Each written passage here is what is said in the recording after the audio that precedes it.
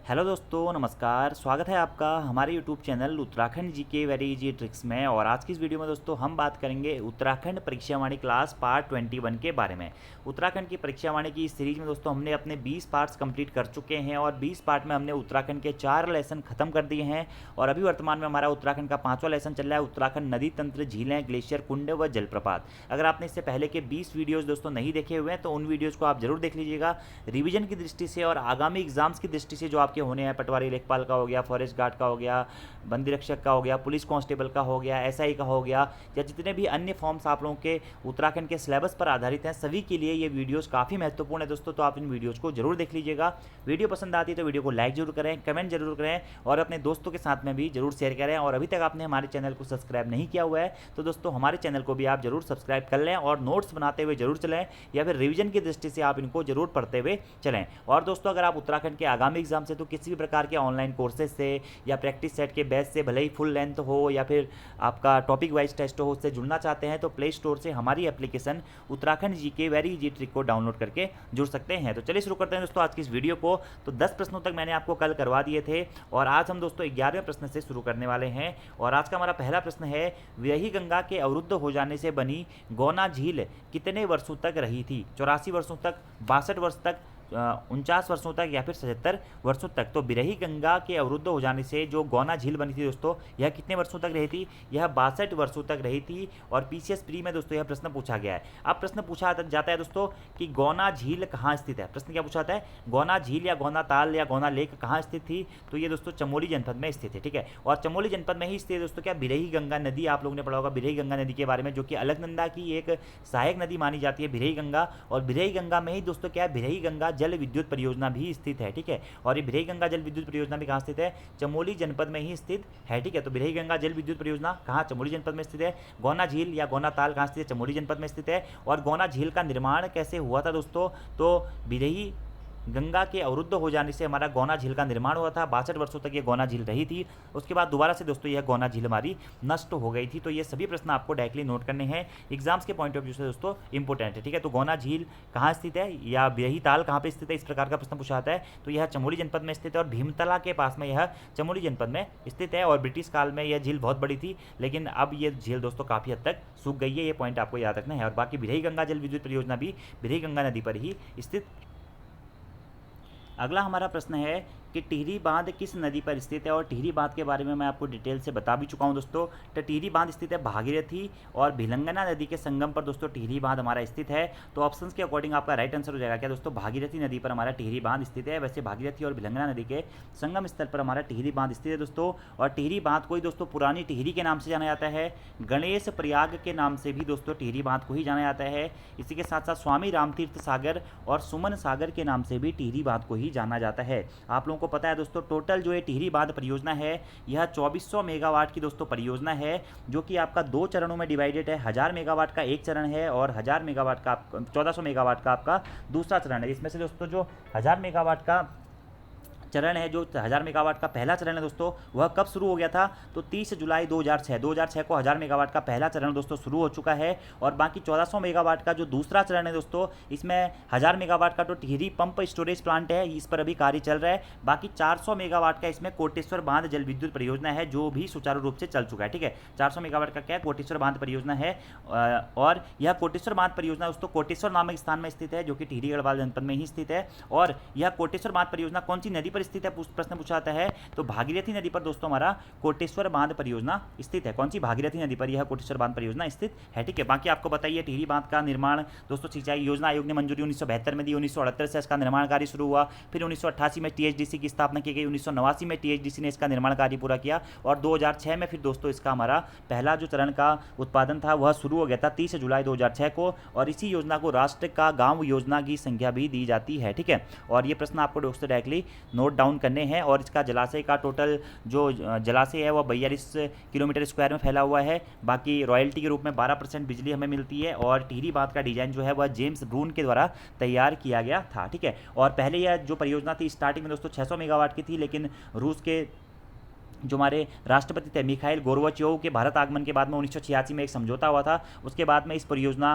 को विस्तृत करके दोस्तों 2400 मेगावाट की परियोजना इसमें कन्वर्ट कर दिया गया। इतने पॉइंट दोस्तों आपको डायरेक्टली नोट डाउन करने हैं। अगले प्रश्न की बात करते हैं कि काली और गोरी नदियों का संगम कहाँ पे होता है, यानी कि काली गंगा और गोरी गंगा नदी का संगम स्थल के रूप में जाना जाता है दोस्तों क्या, जौलजीबी में काली गंगा और गोरी गंगा नदी का संगम होता है। और जौलजीबी कहाँ पड़ता है दोस्तों, यह पड़ता है पिथौरागढ़ जनपद में। और जौलजीबी मेले का आयोजन भी इसी जौलजीबी में होता है दोस्तों, काली गंगा और गोरी गंगा नदी के किनारे। तो जौलजीबी मेला का आयोजन कहाँ पे होता है, यह भी पिथौरागढ़ जनपद में ही होता है। और काली गंगा और गोरी गंगा नदियों के संगम स्थल के रूप में भी दोस्तों जौलजीबी को जाना जाता है। अब काली नदी तंत्र दोस्तों उत्तराखंड का सबसे पूर्वी नदी तंत्र के रूप में जाना जाता है। अब यहाँ से प्रश्न बनता है कि जो गोरी गंगा नदी है ना दोस्तों, यह काली नदी की सहायक नदी है, ठीक है। तो काली नदी का उद्गम कहाँ से होता है, सबसे महत्वपूर्ण प्रश्न यह है दोस्तों। तो काली नदी का उद्गम होता है दोस्तों पिथौरागढ़ के तिब्बत बॉर्डर के पास में स्थित जैक्सर श्रेणी के पास में दोस्तों लिपुलेख के पास में स्थित एक कालापानी नामक स्थान है। और कालापानी नामक स्थान से हमारा काली नदी का उद्गम माना जाता है। तो कहाँ से, लिपुलेख दर्रा भी कहते हैं दोस्तों, या लिपुलेख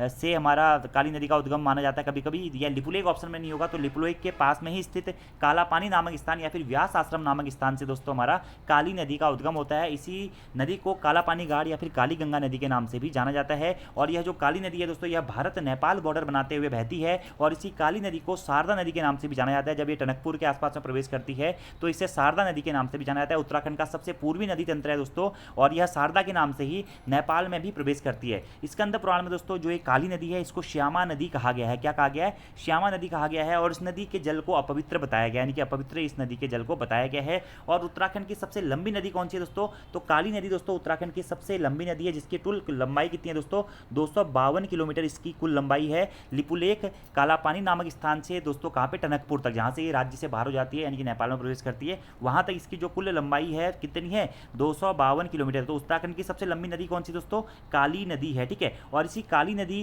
की एक सहायक नदी है दोस्तों, कौन सी, गोरी गंगा नदी, ठीक है। और ये गोरी गंगा नदी और काली गंगा नदी का संगम कहाँ पे होता है, ये होता है जौलजीबी नामक स्थान पे, जो कि पिथौरागढ़ जनपद में स्थित है। और यहीं पर काली गंगा से गोरी गंगा नदी मिलती है। और यह जो गोरी गंगा नदी है इसका उद्गम कहाँ से होता है दोस्तों, तो मल्ला जौहार स्थित मिलम हिमनत से दोस्तों, कहाँ से होता है, मिलम हिमनत से गोरी गंगा नदी का उद्गम होता है। मिलम हिमनत से इसका उद्गम होता है। और मिलम के बाद में यह जौलजीबी तक बहती है। और यह मिलम ग्लेशियर से उसका उद्गम होता है। मिलम ग्लेशियर भी पिथौरागढ़ जनपद में स्थित है। और मिलम से लेकर जौलजीबी तक इसकी लंबाई है 104 किलोमीटर की। तो काली गंगा और गोरी गंगा नदियों का उद्गम दोस्तों मैंने आपको बता दिया। काली गंगा नदी का उद्गम लिपुलेख के पास में स्थित कालापानी व्यास आश्रम नामक स्थान से होता है। और गोरी गंगा नदी का उद्गम मिलम ग्लेशियर पिथौरागढ़ से होता है, ठीक है। और दोनों का संगम होता है जौलजीबी में, ठीक है। और काली नदी उत्तराखंड की सबसे पूर्वी नदी है। पुराणों में इसे श्यामा नदी के नाम से भी जाना जाता है, ठीक है। और काली नदी की कुछ सहायक नदियां हैं दोस्तों। काली नदी को वैसे शारदा नदी के नाम से भी जाना जाता है। और कुटी यांगटी नदी हो गया, पूर्वी धौलीगंगा नदी हो गया, गौरी गंगा नदी हो गया, सरयू नदी हो गया, लोहावती नदी हो गया, लधिया नदी हो गया। और ये काली गंगा या काली नदी की कुछ सहायक नदियों के रूप में जानी जाती है। और काली नदी का उद्गम भी दोस्तों महान हिमालय से ही माना जाता है। महान हिमालय से निकलने वाली नदी के रूप में काली नदी को जाना जाता है। संगम स्थल जौलजीबी, ठीक है। जौलजीबी कहाँ पड़ता है, पिथौरागढ़ जनपद में। डीडीहाट भी पिथौरागढ़ जनपद में पड़ता है। मुनस्यारी भी दोस्तों पिथौरागढ़ जनपद में ही पड़ता है। और टनकपुर पड़ता है चंपावत जनपद में, ठीक है। अगले प्रश्न की बात करते हैं। निम्न को सुमिलित कर सही उत्तर चुने, ठीक है। ये दोस्तों प्रश्न थोड़ा सा इसमें किताब में गलत सा है, ठीक है। तो मैं आपको एग्जैक्टली बता देता हूँ कि अरवा ताल कहाँ स्थित है। तो अरवा ताल दोस्तों हमारा चमोली जनपद में स्थित है। कहाँ पे स्थित है, चमोली जनपद में स्थित है। देवी कुंड कहाँ पर स्थित है, तो देवी कुंड दोस्तों हमारा बागेश्वर जनपद में स्थित है। क्या, देवी कुंड बागेश्वर जनपद में स्थित है। जबकि देव कुंड दोस्तों उत्तरकाशी जनपद में स्थित है। अगला है नंदा कुंड। तो नंदा कुंड दोस्तों वैसे चमोली जनपद में स्थित है। अब इसी नाम से दोस्तों ना बहुत कुंड अलग अलग जनपदों में भी स्थित है, तो मैं आपको मुख्य बता रहा हूँ। बाकी परिताल कहाँ पर स्थित है, तो परिताल दोस्तों हमारा नैनीताल जनपद में स्थित है। परियों की ताल के नाम से भी इस परिताल को जाना जाता है, जो कि नैनीताल जनपद में स्थित है। अब दोस्तों ये परिताल ना कहीं कहीं आपको पिथौरागढ़ भी देखने को मिलेगा, ठीक है। कहीं कहीं परिताल में पिथौरागढ़ भी दिया हुआ है, लेकिन एग्जैक्टली जो आपका सही आंसर है दोस्तों परिताल के संदर्भ में, वो है आपका नैनीताल में परिताल स्थित है, ठीक है। तो ये प्रश्न आपको डायरेक्टली नोट डाउन करने हैं। नैनीताल वैसे मुख्यतः आंसर है, लेकिन नैनीताल ऑप्शन में नहीं होगा तो आप ताल में पिथौरागढ़ को भी आंसर कर सकते हैं। बाकी अरवा ताल चमोली है, बिल्कुल सही है। देवी कुंड बागेश्वर में है। और नंदा कुंड आपका दोस्तों चमोली जनपद में स्थित है। ये सारे पॉइंट आपको याद रखने हैं। बाकी अगर इसका बुक में अगर आंसर की बात की जाए तो बुक में थोड़ा सा दोस्तों इसका गलत आंसर है। बुक में जो आंसर दिया गया है वो अरवा ताल तो चमोली बिल्कुल सही दिया गया है, ठीक है। लेकिन देवी कुंड को उत्तरकाशी दे दिया गया है, ठीक है। वैसे देवी कुंड एग्जैक्टली बागेश्वर में है, उत्तरकाशी में भी है, लेकिन बागेश्वर वाला ज़्यादा फेमस है। फिर है नंदा कुंड, इसमें दोस्तों आपका पिथौरागढ़ सॉरी नंदाकुंड आपका इस ऑप्शन में मतलब बागेश्वर में दिया गया, जो कि नंदाकुंड बागेश्वर में है नहीं, ठीक है। नंदाकुंड वैसे चमोली में है, ठीक है। हमारी परिताल पिथौरागढ़ दिया गया, तो परिताल भी वैसे चमोली में स्थित है, या फिर आप पिथौरागढ़ को भी सही कर सकते हैं। एग्जैक्टली जो जैसे मैंने आपको बताया है, आप उस टाइप से इसको नोट डाउन कर लीजिए, ठीक है। अगले प्रश्न की बात करते हैं दोस्तों कि कुमाऊं क्षेत्र की सबसे पवित्र नदी कौन सी है?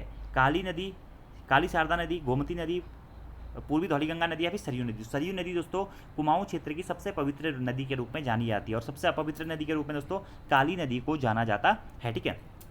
अब सरयू नदी का उद्गम कहाँ से होता है दोस्तों? तो बागेश्वर जनपद में स्थित सरमूल ग्लेशियर से हमारा सरयू नदी का उद्गम माना जाता है, ठीक है। और सरयू नदी दोस्तों काली की एक सहायक नदी है, और काली नदी को सर्वाधिक जलराशि देने वाली नदी के रूप में भी सरयू नदी को जाना जाता है। और सरयू नदी कुमाऊं की सबसे प्राचीन नदी के रूप में दोस्तों जानी जाती है, जो कि बागेश्वर के कपकोट के ऊपर स्थित सरमूल झंडी नामक स्थान से निकलती है, और यहाँ से लेकर दोस्तों पंचेश्वर नामक स्थान तक, जहाँ पर इसका काली नदी से संगम होता है, इसकी कुल लंबाई है 146 किलोमीटर, ठीक है। ये पॉइंट आपको डायरेक्टली याद रखना है। सरयू नदी दोस्तों सबसे बड़ी सहायक नदी है काली नदी की, ठीक है। और यह कहाँ से निकलती है? बागेश्वर जनपद में स्थित सरमूल झंडी नामक ग्लेशियर या स्थान से यह निकलती है, ठीक है। और सबसे पवित्र नदी के रूप में इसको जाना जाता है दोस्तों। और यह बागेश्वर के बैजनाथ तीर्थ के पास में सरयू और गोमती नदी का संगम होता है। तो सरयू नदी और गोमती नदी इसका संगम कहाँ पे होता है दोस्तों? यह भी एक बहुत बड़ा प्रश्न है, बहुत अच्छा प्रश्न है। तो बागेश्वर स्थित बैजनाथ मंदिर के पास, बागनाथ मंदिर के पास में, ठीक है। बागेश्वर में स्थित है क्या? बागनाथ मंदिर, वहाँ पर दोस्तों सरयू और गोमती नदी का संगम होता है, ठीक है।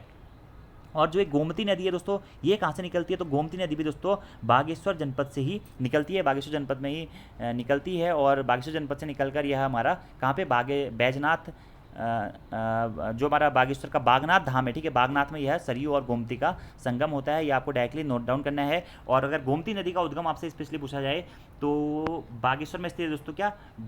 डोबरा श्रेणी, डोबरा श्रेणी आप कहते हैं, कहीं कहीं डेबरा क्वार श्रेणी भी कहा जाता है। तो अलग अलग नाम है, डोबरा श्रेणी या डेबरा क्वार श्रेणी से हमारा मुख्यतः क्या? गोमती नदी का उद्गम माना जाता है। और सरयू नदी का उद्गम कहाँ से माना जाता है? तो यह सरमूल झंडी नामक स्थान से या सरमूल झंडी नामक ग्लेशियर से माना जाता है, ठीक है। और अगर प्रश्न आपसे पूछा जाता है कि बागनाथ धाम में किस किस नदियों का संगम होता है, तो सरयू और गोमती नदी का संगम होता है दोस्तों। कहाँ पे? बागेश्वर स्थित बागनाथ धाम में सरयू गोमती के संगम स्थल के रूप में ही बागेश्वर को जाना जाता है, ठीक है। और इसी सरयू नदी का जो स्थानीय नाम था दोस्तों, वो था क्या? सरजू नदी के नाम से भी सरयू नदी को जाना जाता है। और सरयू की सबसे बड़ी सहायक नदी है गोमती नदी, तो ठीक है। सरयू और गोमती का संगम बागेश्वर में होता है, ये मैंने बता दिया। और गोमती नदी का उद्गम जो होता है वह डेबरा क्वार श्रेणी या फिर डोबरा श्रेणी से भी माना जाता है, ठीक है। और ये बागेश्वर में सरयू से मिल जाती है, ठीक है। बाकी अगर बात करें सरयू नदी की कुछ अन्य सहायक नदियों के बारे में, तो सरयू नदी की अन्य सहायक नदियों में दोस्तों आपकी पूर्वी रामगंगा नदी है, बाकी पनार नदी है, और काली की ये खुद सहायक नदी है, ठीक है। इसके अलावा बात करें तो पनार नदी हो गया, पूर्वी रामगंगा नदी हो गया,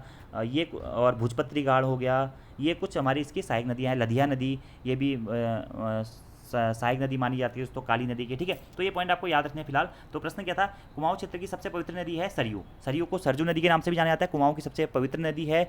और सरयू नदी को सर्वाधिक जलराशि देने वाली नदी के रूप में भी इसे जाना जाता है। सरमूल झंडी नामक स्थान से निकलती है। सरयू और गोमती का संगम होता है बागेश्वर में। और सरयू नदी का संगम काली नदी से कहाँ पर होता है? तो पंचेश्वर नामक स्थान में होता है। पंचेश्वर बांध परियोजना यहाँ पे बनाई जा रही है दोस्तों। सरयू और कौन सी नदी का संगम? काली नदी का संगम कहाँ पे होता है? पंचेश्वर नामक स्थान में होता है, जो कि चंपावत जनपद में स्थित है, ठीक है। और सरयू और पूर्वी रामगंगा नदी का संगम रामेश्वर तीर्थ में होता है, जो कि पिथौरागढ़ में स्थित है। सरयू और पनार नदी का संगम काकड़ी घाट में होता है, जो कि अल्मोड़ा जनपद में स्थित है। तो ये सारे पॉइंट आपको डायरेक्टली नोट डाउन करने हैं। आंसर हो जाएगा आपका सरयू, ठीक है। अगला प्रश्न है, किस स्थान से भागीरथी नदी को गंगा के नाम से जाना जाता है? तो इसका आंसर दोस्तों मैं आपको बता चुका हूँ। भागीरथी को गंगा नाम से देवप्रयाग से जाना जाता है। भागीरथी नदी का उद्गम उत्तरकाशी जनपद में स्थित गंगोत्री ग्लेशियर के गोमुख नामक स्थान से होता है दोस्तों। और गोमुख से यह बहते हुए आती है देवप्रयाग तक। और गोमुख से लेकर देवप्रयाग तक इसकी कुल लंबाई है दोस्तों कितनी? 205 किलोमीटर, ठीक है। और देवप्रयाग में फिर अलकनंदा और भागीरथी नदी का संगम होता है, सास बहू का संगम होता है। और यहीं से यह हमारी गंगा नदी के नाम से जानी जाती है। तो किस स्थान पर भागीरथी को गंगा नाम से जाना जाता है? देवप्रयाग में दोस्तों भागीरथी नदी को गंगा के नाम से जाना जाता है। और देवप्रयाग से हरिद्वार तक जो ये गंगा नदी है, इसकी कुल लंबाई मानी जाती है 96 किलोमीटर की, ठीक है। और गंगा नदी की भारत में कुल लंबाई है 2525 किलोमीटर। भारत की सबसे लंबी नदी गंगा नदी के रूप में जानी जाती है, ठीक है। ये पॉइंट भी आपको डायरेक्टली नोट डाउन करना है। बाकी सास बहू के संगम स्थल के रूप में भी देवप्रयाग को जाना जाता है, जिसमें से सास है हमारी भागीरथी नदी और बहू है कौन सी?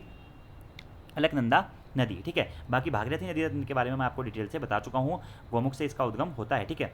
देखिए देवप्रयाग में किस किस का संगम होता है, अलकनंदा और भागीरथी नदी का संगम देवप्रयाग में होता है, सही आंसर ये है। विष्णुप्रयाग में अलकनंदा और पश्चिमी धौलीगंगा नदी का संगम होता है, अलकनंदा और पश्चिमी धौलीगंगा या फिर विष्णु गंगा नदी का संगम विष्णुप्रयाग में होता है। कर्णप्रयाग में अलकनंदा प्लस पिंडर नदी का संगम होता है या फिर अलकनंदा और कर्णगंगा नदी का संगम कर्णप्रयाग में होता है। और रुद्रप्रयाग में अलकनंदा तथा मंदाकिनी नदी का संगम होता है। अगले प्रश्न की बात करते हैं दोस्तों कि किस जिले में प्राकृतिक झीलों की संख्या सर्वाधिक है, नैनीताल, रुद्रप्रयाग, चमोली या फिर बागेश्वर। तो प्राकृतिक झीलों की सर्वाधिक संख्या है दोस्तों हमारी कहाँ, नैनीताल जनपद में, ठीक है। और नैनीताल जनपद को इसीलिए दोस्तों झीलों की नगरी भी नैनीताल को कहा जाता है। और सर्वाधिक जो झीलें हैं, प्राकृतिक झीलें दोस्तों मुख्यतः वह नैनीताल में है। वैसे उत्तराखंड में सबसे ज़्यादा झीलें जो मानी जाती हैं वह चमोली जनपद में स्थित मानी जाती हैं, लेकिन अगर प्राकृतिक झीलों की बात करें कि किस जिले में सर्वाधिक प्राकृतिक झीलें हैं, तो नैनीताल जनपद में दोस्तों सबसे अधिक प्राकृतिक झीलें हैं, ठीक है। अब नैनीताल जनपद में कौन कौन सी झीलें हैं दोस्तों, तो नैनीताल हो गया, भीमताल हो गया, नौकुचिया ताल हो गया, सात ताल हो गया, खुरपा ताल हो गया, सूखा ताल हो गया, कमल ताल हो गया, मलवा ताल हो गया, सड़िया ताल हो गया, हरीश ताल हो गया। ये सभी जो झीलें हैं दोस्तों आपकी, यह हमारी नैनीताल जनपद में स्थित है। इसीलिए नैनीताल को झीलों की नगरी या फिर सरोवर नगरी भी कहा जाता है, झीलों की नगरी या सरोवर नगरी भी कहा जाता है, ठीक है। और नैनीताल जनपद के नैनीताल में ही खुद एक ताल है जिसे नैनीताल के नाम से जाना जाता है। और स्कंद पुराण के मानस खंड में इस नैनीताल को त्रिऋषि सरोवर भी कहा जाता है, ठीक है।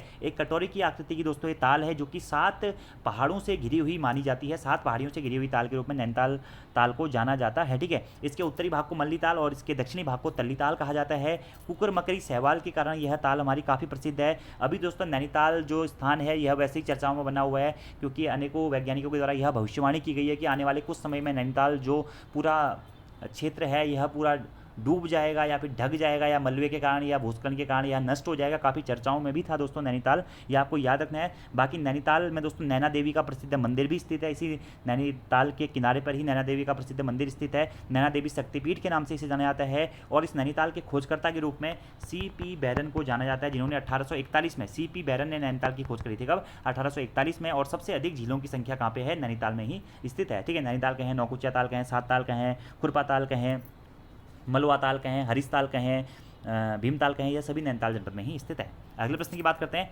कौन सा ताल उत्तराखंड के रहस्यमयी ताल के रूप में जाना जाता है। तो इसका आंसर भी मैं आपको बता चुका हूँ दोस्तों। रहस्यमयी ताल कहें या फिर मिस्ट्री लेक कहें, तो रूपकुंड को दोस्तों रहस्यमयी ताल या फिर मिस्ट्री लेक के रूप में जाना जाता है। यह चमोली जनपद में स्थित है और चमोली जनपद में धराली विकासखंड में बेदिनी बुग्याल के पास में दोस्तों यह रूपकुंड हमारा स्थित है, ठीक है। इसी को रहस्यमयी ताल या फिर मिस्ट्री लेक के रूप में भी जाना जाता है, क्योंकि इस ताल के किनारे से आज भी कई सारे जो हमारे सैनिकों के कंकाल या फिर व्यक्तियों के कंकाल आज भी प्राप्त होते हैं। इसी कारण इस ताल को रहस्यमयी ताल या फिर कंकाली ताल के रूप में जाना जाता है। और ऐतिहासिक दृष्टि से दोस्तों ऐसा कहा जाता है कि यहाँ पर राजा यश धवल और उसकी रानी बलिया और उसके सैनिकों के कंकाल आज तक प्राप्त होते हैं, ठीक है।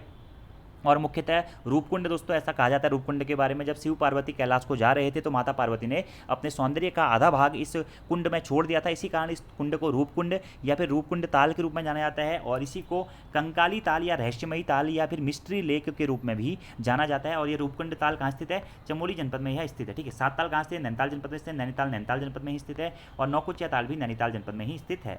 अगले प्रश्न की बात करते हैं कि राज्य का सबसे लंबा हिमनद कौन सा है, ठीक है। तो राज्य का सबसे लंबा हिमनद है दोस्तों हमारा कौन सा, गंगोत्री हिमनद। राज्य का सबसे लंबा और सबसे बड़ा हिमनद कौन सा है, वो है गंगोत्री हिमनद, या फिर आप कह सकते हैं क्या, गंगोत्री ग्लेशियर। और ये बहुत महत्वपूर्ण प्रश्न है दोस्तों, कहाँ स्थित है गंगोत्री ग्लेशियर, यह उत्तरकाशी जनपद में हमारा स्थित है गंगोत्री ग्लेशियर। और राज्य का सबसे बड़ा हिमनद या सबसे बड़ा ग्लेशियर यह है गंगोत्री ग्लेशियर। यह 30 किलोमीटर लंबा है और 2 किलोमीटर चौड़ा है दोस्तों। और यह गंगोत्री जो हिमनद है ना, यह गंगोत्री ग्लेशियर है, यह कई सारे अन्य ग्लेशियरों से मिलकर बना हुआ है, जैसे कि रतनवन ग्लेशियर हो गया, चतुरंगी ग्लेशियर हो गया, स्वच्छंद ग्लेशियर हो गया, कैलाश ग्लेशियर हो गया और मान ग्लेशियर हो गया, आदि कई अन्य ग्लेशियरों से मिलकर हमारा गंगोत्री ग्लेशियर या गंगोत्री हिमनद बना हुआ है। इसी कारण इसे राज्य के सबसे लंबे और सबसे बड़े हिमनद के रूप में जाना जाता है या ग्लेशियर के रूप में जाना जाता है। गंगोत्री ग्लेशियर को कहाँ स्थित है, उत्तरकाशी जनपद में स्थित है। और इसी गंगोत्री ग्लेशियर के गौमुख नामक स्थान से हमारा गंगा नदी का, भागीरथी नदी का उद्गम भी माना जाता है और गंगा नदी का उद्गम भी यहीं से माना जाता है, ठीक है। और वैज्ञानिकों का दोस्तों यह मानना है कि यह जो हिमनद है यह प्रतिवर्ष 22.23 मीटर पीछे की ओर को खिसक रहा है, ठीक है। और राज्य का सबसे बड़ा हिमनदी है दोस्तों। और उत्तराखंड में ही जो हिमनद है ना, इसको ग्लेशियर कहा जाता है, बमक कहा जाता है, या फिर हिमानिया कहा जाता है, या फिर बर्फ की नदी कहकर भी इसको संबोधित किया जाता है।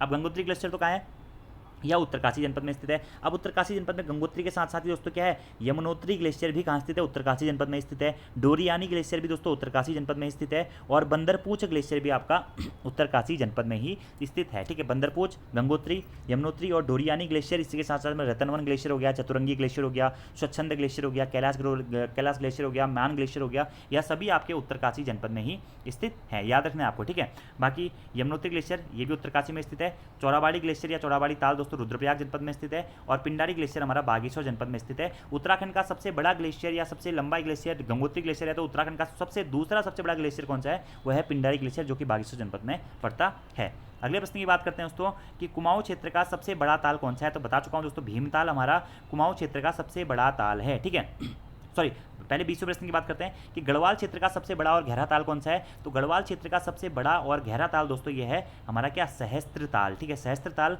गढ़वाल क्षेत्र का सबसे बड़ा और सबसे गहरा ताल है दोस्तों। और उत्तराखंड का सबसे बड़े ताल के रूप में भी दोस्तों सहस्त्र ताल को ही जाना जाता है, या गढ़वाल का सबसे बड़ा और उत्तराखंड का भी सबसे बड़ा ताल कौन सा है, वह सहस्त्र ताल ही है।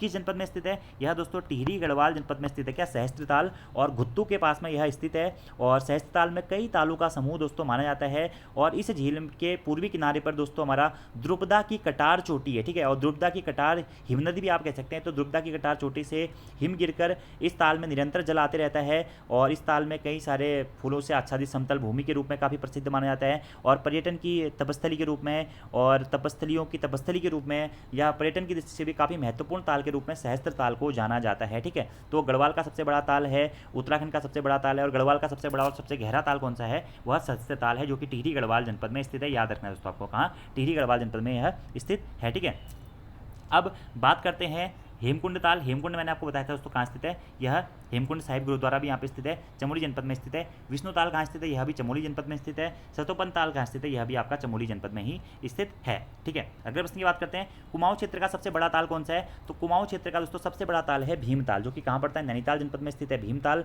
और कुमाऊं क्षेत्र की सबसे बड़ी झील के रूप में इसे जाना जाता है। त्रिभुज की आकार की दोस्तों ये ताल या झील है, नौका विहार हेतु काफ़ी प्रसिद्ध मानी जाती है, कमल या कमलकड़ी के लिए प्रसिद्ध ताल के रूप में इसको जाना जाता है। ठीक है, और यहीं पर दोस्तों विक्टोरिया बांध भी स्थित है। ठीक है, कहाँ पे, भीमताल के पास में, और इसके झील के बीच में एक टापू या रेस्टोरेंट स्थित है, जिसके कारण यह झील हमारी या ताल काफ़ी प्रसिद्ध माना जाता है। और कुमाऊं क्षेत्र का सबसे बड़ा ताल है हमारा क्या, भीमताल। और वहीं कुमाऊं क्षेत्र का सबसे गहरा ताल कौन सा है, वह है नौकुचिया ताल। ठीक है, और उत्तराखंड का सबसे गहरा ताल भी कौन सा है, नौकुचिया ताल है, यह भी नैनीताल जनपद में ही स्थित है। नैनीताल जनपद में स्थित है भीमताल, नैनीताल जनपद में, सात ताल भी हमारा नैनीताल जनपद में ही स्थित है। अगले प्रश्न की बात करते हैं कि खतलिंग ग्लेशियर कहाँ स्थित है, तो खतलिंग ग्लेशियर पिथौरागढ़, टिहरी, उत्तरकाशी, अल्मोड़ा। तो खतलिंग ग्लेशियर दोस्तों हमारा टिहरी गढ़वाल जनपद में स्थित है क्या, खतलिंग ग्लेशियर। याद रखना है आपको, बहुत महत्वपूर्ण दोस्तों ये प्रश्न है, खतलिंग ग्लेशियर। ठीक है, वैसे टिहरी और रुद्रप्रयाग की सीमा पर स्थिति से माना जाता है, लेकिन मुख्यतः अगर आपसे डायरेक्टली प्रश्न पूछा जाता है कि खतलिंग ग्लेशियर किस जनपद में स्थित है, तो आपको टिहरी जनपद ही सही करना है। और टिहरी जनपद के खतलिंग ग्लेशियर से आपको एक और पॉइंट दोस्तों याद रखना है कि भिलंगना नदी का उद्गम कहाँ से माना जाता है,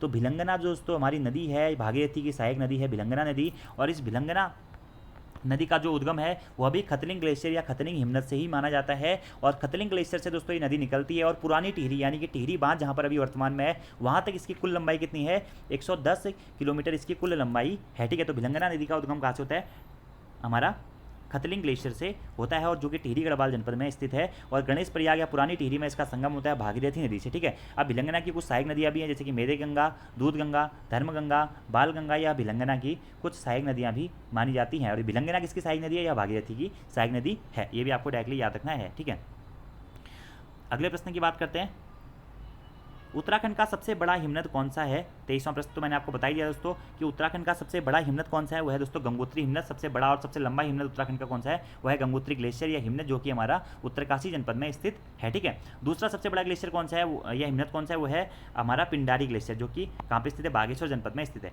मिलम ग्लेशियर दोस्तों कहाँ पे स्थित है, मिलम ग्लेशियर हमारा पिथौरागढ़ जनपद में स्थित है क्या, मिलम ग्लेशियर। और मिलम ग्लेशियर से ही गौरी गंगा नदी का उद्गम होता है। ठीक है, कफनी ग्लेशियर कहाँ स्थित है, कफनी ग्लेशियर दोस्तों हमारा बागेश्वर जनपद में स्थित है। और सुंदर ढूंगा ग्लेशियर भी हमारा कहाँ पे स्थित है, बागेश्वर जनपद में ही हमारा सुंदर ढूंगा ग्लेशियर भी स्थित है। ठीक है, तो बागेश्वर जनपद के कुछ ग्लेशियरों के बारे में दोस्तों मैं आपको बता दूं। बागेश्वर जनपद में कौन कौन से ग्लेशियर है आपका, बागेश्वर जनपद में दोस्तों पिंडारी ग्लेशियर हो गया, सुंदर ढूंगा ग्लेशियर हो गया, सुखराम ग्लेशियर हो गया, कफनी ग्लेशियर हो गया, और मैकतोली ग्लेशियर हो गया। यह हमारा बागेश्वर जनपद में स्थित ग्लेशियर है। ठीक है, अगला प्रश्न है हमारा, हिमालय के हिमनदों के पिघलने की गति सबसे कम है, सबसे अधिक है, विश्व के अन्य हिमनदों के समान है, या फिर हिमालय के हिमनदों के पिघलने की सूचना उपलब्ध नहीं है। तो हिमालय के जो हिमनदों के पिघलने की गति है दोस्तों, यह सबसे अधिक मानी जाती है। और हिमनदों को या ग्लेशियरों को उत्तराखंड में बमक नाम से या बर्फ की नदी के नाम से भी जाना जाता है। ठीक है। और दोस्तों आज का आपका लास्ट क्वेश्चन है 25वां, कि हेमकुंड या लोकपाल झील के किनारे सिखों के कौन से गुरु ने तपस्या करी थी। इसके बारे में भी मैं आपको डिटेल से बता चुका हूँ कि हेमकुंड झील